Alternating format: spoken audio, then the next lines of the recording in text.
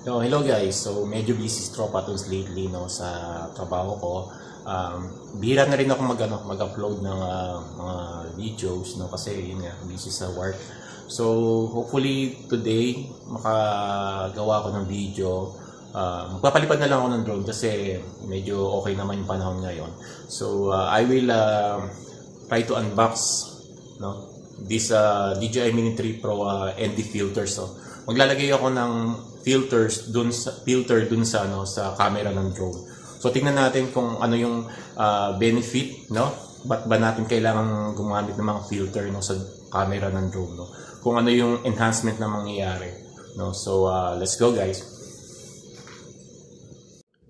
Hello guys, so quick unboxing lang ng DJI Mini 3 Pro ND filter set para sa ating drone. Ilalagay natin tong filter na to. So by the way, no, ano meaning ng ND? So, ang meaning ng ND is neutral density, no? So, maglalagay tayo ng filter, no? Para saan ba ang ND filter? So, guys, yung ND filter ginagamit sa drone, sa camera ng drone.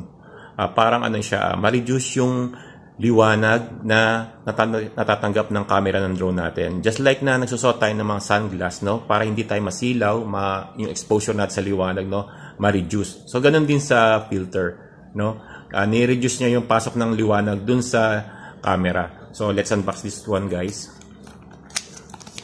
Kung ano ba laman.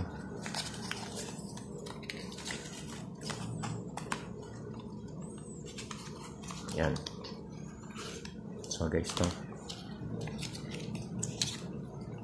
So,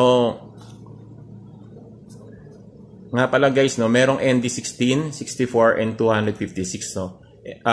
Habang yung number nag-i-increase, lalo siya nagda-darken, lalong dumidilim yung filter natin. So take note of that. So let's open. So ayan guys, no. So meron tayong no, ND16, no, 64 and 256. So ilalagay natin siya dito sa drone natin, no? Itong tatlong ND filters na to, mamayang pag nagpalipad tayo, no? So, first of all, no, tanggalin muna natin yung nakalagay na housing dito sa natin, sa drone. So, kung maglalagay kayo ng ND filter sa drone, so better sure na naka-off yung drone, no? So, para hindi yung motors niya, no? Hindi maging masira, ganon. So, parating naka-off siya, wala siyang battery, no, guys, no? So, tanggalin natin. Ang pagtatanggal lang, simple lang, no, guys, no? So, counterclockwise lang, no? Just a little bit twist, no? Counterclockwise.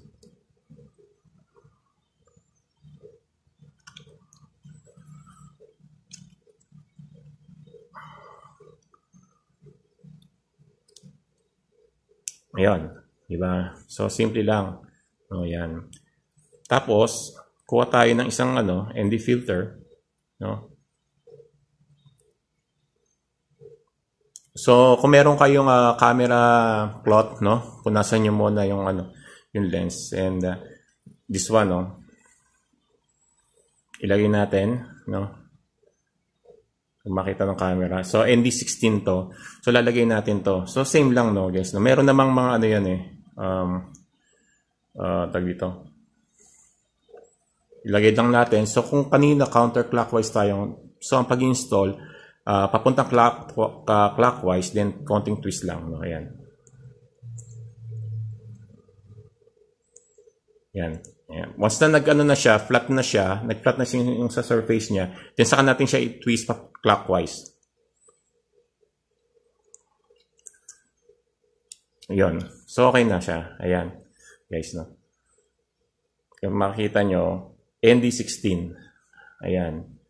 No, ND16. So, yan yung natin yung grade, no? Grade ng natin ng ND filter, no? So, habang tumataas yung value like ND32, ND64, mas siya, mas ma-dark siya, and 256 mas dark siya sa sa 64, and so on and so on.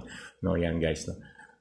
Yung nga pala, yung nakalagay, actually itong nakalagay na by default sa Mini 3 Pro natin, sa drone natin, actually walang lens yan guys, no? Open yan. Makikita nyo. Open yan.